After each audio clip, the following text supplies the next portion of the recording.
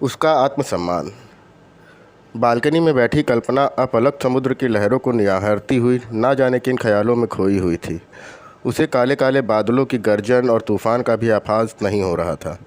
ऐसा प्रतीत हो रहा था जैसे तूफ़ान बाहर नहीं अपितु उसके भीतर आ रहा हो।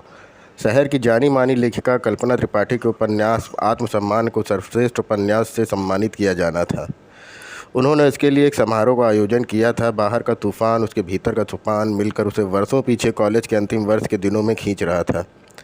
उस दिन उसके कॉलेज की न्यू ईयर पार्टी थी। कॉलेज में सभी जोर शोर के साथ पार्टी की तैयारियों में व्यस्त थे। सभी नए साल के स्वागत की पार्टी के रंग में डूबे हुए थे। पार्टी में उसे मंच पर स्वरचित कविता पढ़कर सुनानी थी, अतः वो मंच के पीछे अपनी कविता के लिए अभ्यास मगन थी। जीवन के सफ़र में हम तो अकेले चले थे, चलते चलते कारवां बढ़ता गया। किसी ने दूर तक साथ दिया, किसी ने बीच में छोड़ दिया। वहाँ क्या खूब लिखा है कि आवाज़ सुन उसके पीछे मुड़कर देखा। पीछे आकाश खड़ा था, गौरवर्ण, लंबा कद और एक आकर्षक व्यक्तित्व का स्वामी। ये कहना भी अतिशयोक्ति नहीं होगी कि कॉलेज का सबसे स्मार्ट सुंदर लड़का था। उसके मुख से अपनी प्रशंसा सुनकर वो शर्म से निशब्द हो गई। उसे यकीन नहीं हो रहा था कि जिस आकाश के लिए कॉलेज की लड़कियां दीवानी थीं, उससे बात करने के लिए बहाने ढूंढती थी, वो आकाश उसकी प्रशंसा कर रहा था। इससे पहले कल्पना कुछ बोलती उसके नाम की मंच पर घोषणा हो गई थी। सभी ने उसकी कविता को लिए मुक्त हृदय से प्रशंसा मिली। सबकी प्रशंसा, विशेषकर आकाश की प्रशंसा, वे अत्यंत खुश थी। उसे ऐसा प्रतीत हो रहा था मानो इंद्रधनुष उसकी मुट्ठी में है। आकाश अब उसका सबसे प्रिय मित्र था। धीरे धीरे उनकी मित्रता ने प्रेम का रूप ले लिया। दोनों अपनी भावहीन जीवन के सपनों में रंग भरने लगे। आकाश का सबसे बड़ा गुण था कि वो स्त्रियों का, अपने सपनों का, उनके आत्मसम्मान का और उनकी स्वतंत्रता की इज्जत करता था। उसे उसी गुण से कल्पना अत्यंत प्रभावित थी। उसे लगता कि उसका भविष्य एक सुरक्षित हाथों में है।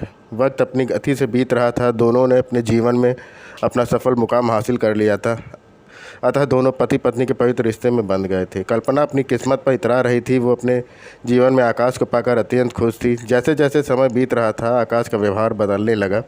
फिर ये कहना भी गलत नहीं होगा कि उसका असली चेहरा सामने आने लगा। स्त्रियों के आत्मसम्मान की रक्षा करने वाला अब उसका भक्षक बनने लगा। उसे यकीन नहीं होता था कि क्या एक खूबसूरत चेहरे के पीछे इतना घिनौना चेहरा भी हो सकता है।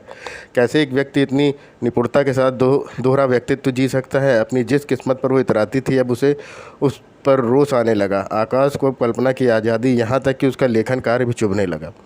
उसके घर वाले उसके कुकृत्य में सहभागी थे। अपनी माँ की सह लेकर उसने कल्पना की तरह तरह की पाबंदियाँ लगा दी थीं। उसका लेखन कार्य भी बंद करवा दिया। उसके आत्मसम्मान और मान सम्मान की सबसे बड़ी पराजय थी। अब वो बात बात पर उसके आत्मसम्मान को बुरी तरह रौंद दिया जाता था। वो अगर विरोध करती तो आकाश उस पर हाथ उठाने से भी नहीं चूकता है।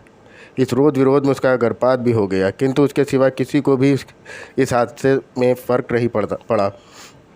अब तक वो ये भी जान चुकी थी कि आकाश और उसके घरवाले उससे बेटा चाहते हैं।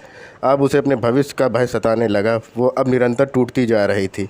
स्वर्ग सा लगने वाला घर अब नर्क से भी बदतर हो गया था। उसका मन करता था कि वह घर छोड़ दे, किंतु आकाश के बदलाव की उम्मीद पर वो सब सह रही थी।